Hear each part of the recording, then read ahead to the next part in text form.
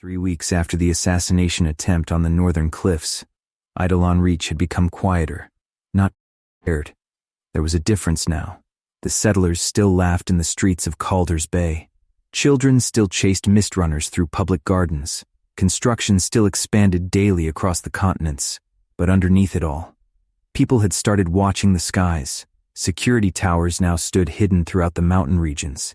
Defense drones patrolled silently beyond the capitals. Transports entering orbit faced strict scans before receiving landing clearance. The attack from Cain Velros changed the mood of the planet forever, not into fear, into awareness, and Kenny felt responsible for every second of it. The Reach transport carrying him back from Earth descended through silver cloud banks toward the northern mountains, while sunrise rolled across the forests below. Even from the sky, the changes were obvious. New colony districts stretched outward beside the rivers. Additional orbital stations floated high above the atmosphere. Agricultural terraces now lined entire valley systems surrounding Calder's Bay. The world was growing faster every month. Too fast sometimes. As the transport lowered toward Kenny's private landing platform, the pilot looked back nervously from the cockpit. "You have visitors waiting already." Kenny looked through the viewport. Pines stood outside the cave, pacing in circles while holding multiple data pads beneath one arm and waving aggressively at the arriving ship. That alone told Kenny something had happened. Beside him, Lyra leaned casually against one of the support pillars drinking coffee, while Darius stood farther back near the cliff railing watching the valley below. The transport touched down. The doors opened. Immediately Pines shouted, "I discovered something." Kenny stepped down calmly onto the platform. "Good morning to you too." Pines pointed dramatically toward the cave. No, this is important." Lyra sighed quietly. "He has been like this for 12 hours. 12 productive hours." Darius crossed his arms. "That wording concerns me." Rissel phased directly onto Kenny's shoulder the moment he stepped outside, while the mist runner chirped loudly and immediately attempted stealing something from his jacket pocket. Kenny absent-mindedly stopped him with one hand. Pines pointed toward the creature proudly. Even Rissel understands the importance of this breakthrough. Lyra looked dead inside already. He absolutely does not. The group entered the cave together while the mountain winds rolled softly through the open balconies overlooking the endless forests below. Inside the main chamber, holographic scans already covered nearly every surface. Biological compound charts, agricultural reports, neural activity recordings. Pines had clearly transformed the entire cave into a temporary research bunker. Kenny slowly looked around. "You destroyed my living room." "I improved your living room." Darius walked toward the holographic displays, studying them carefully. The older man frowned slightly. "What exactly am I looking at?" Pines activated another projection dramatically. Dawn fruit trees appeared instantly across the table display. Not the berries, the leaves. Thousands of glowing molecular scans rotated slowly above the hologram. Pines grinned proudly. Everyone focused on the fruit. Kenny already sensed where this was going. But nobody studied what happens after harvest. The holographic image zoomed inward toward one of the silver-green leaves. Pines pointed excitedly. The leaves retain compound residue for approximately 12 days after berry removal. Lyra sat down heavily. "Here we go." Darius folded his arms. "And why is that important?" Pines activated another recording. The projection showed one of the underground sanctuary researchers carefully heating dried dawn fruit leaves within a sealed chamber. The smoke spread slowly through the room. Then immediately nearby, mist runners became calmer, more emotionally responsive. Neural activity patterns spiked dramatically across the monitoring systems.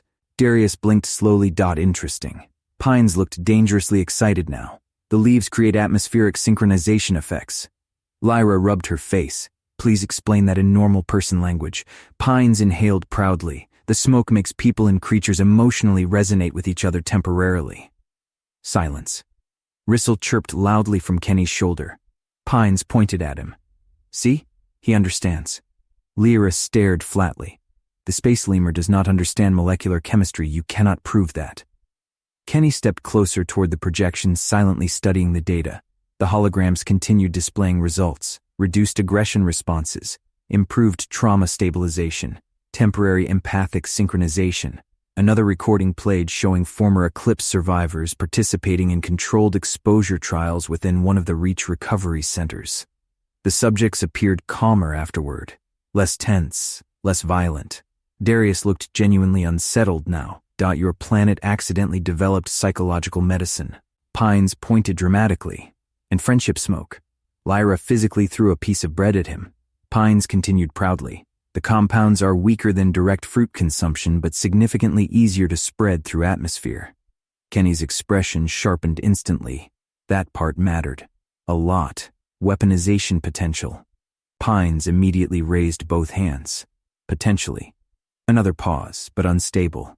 He activated additional reports. Failed synthetic extraction tests appeared across the displays. Neural collapse, toxicity spikes, emotional instability. The compounds break down aggressively under industrial processing. Darius slowly nodded. So mass military production becomes difficult. Exactly. Pines looked proud of himself again. Nature apparently installed anti-corporate protections. Kenny relaxed slightly hearing that. Not completely, but enough. The dawn fruit still resisted large-scale exploitation naturally. For now. Lyra leaned back against the stone table. So what happens next? Kenny finally deactivated several holographic layers. The cave darkened slightly afterward. I went to Earth. That immediately changed the atmosphere again. Darius already knew most of the conversation from before Kenny departed, but Pines and Lyra straightened instantly, listening carefully. The alliance with the Empire is secure. Lyra narrowed her eyes slightly. And the Emperor. Kenny folded his arms. He wants patience. Pines blinked once. Honestly expected more dramatic warmongering. The Emperor understands politics, Darius answered quietly. And Kenny understands survival. The mountain winds rolled softly through the cave while transport lights moved across the distant skies outside. Kenny finally continued. We agreed House Rain gets one final opportunity before this becomes open war. Silence settled heavily afterward. Pines slowly sat down. You are confronting your father. Kenny nodded once. No hesitation. No uncertainty. The floating dagger beside him rotated lazily through the dim chamber light. Lyra studied him carefully. And if he refuses peace? Kenny answered honestly. Then at least the galaxy sees who started this.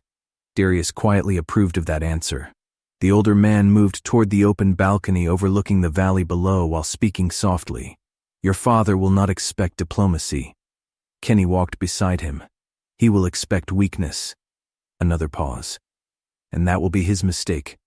Outside the cave, the colony world stretched endlessly beneath the sunrise. New settlements glowed softly beside the rivers. Construction towers climbed higher every week. Transports moved through the skies carrying more settlers toward better lives. Everything House Rain failed to become. Eidolon Reach was becoming naturally. Pines eventually interrupted the serious atmosphere by slamming another datapad onto the table. Right. Back to my genius discovery. Lyra groaned. How are you still energetic? Because science matters. He activated another file proudly, this time showing underground sanctuary layouts beneath the mountains. Additional security sectors, hidden cultivation chambers, new environmental barriers. Pines pointed dramatically toward the blueprints. I expanded the Dawn Fruit Preservation Program personally. Kenny looked toward the holograms. The underground sanctuary systems had nearly doubled in scale. Entire hidden forests now existed beneath the mountain ranges connected through carefully designed tunnel systems, allowing mist runners free movement between natural habitats and protected cultivation sectors. Darius looked impressed despite himself. You built all this already. Pines straightened proudly. As head of fruit defense. Lyra immediately interrupted. That is not your real title. I have transformed the sanctuaries into fully secure environmental preservation bunkers. Kenny studied the blueprints carefully. Automated defenses, biometric locks, orbital shielding systems. Pines had genuinely taken the responsibility seriously, buried beneath the jokes and chaos. He actually cared deeply about protecting the planet. Kenny noticed that immediately. You did good. Pines froze completely. Silence. Lyra looked upward knowingly. There it is. Pines looked genuinely emotional now. He said I did good. Rissel chirped loudly from the ceiling beams. Pines pointed proudly upward. Even he is proud. Darius laughed quietly under his breath. And for several moments, The war felt far away again. Just family inside a mountain home protecting something beautiful together. Then Kenny finally turned toward the communications terminal near the rear of the cave. The atmosphere shifted immediately. Everyone understood. This was the moment. The beginning of the end. Kenny approached the terminal slowly while the holographic systems activated automatically around him. House Rain communication protocols appeared instantly across the screen. Priority bloodline access recognized. Pines swallowed quietly. This is it then. Kenny remained silent.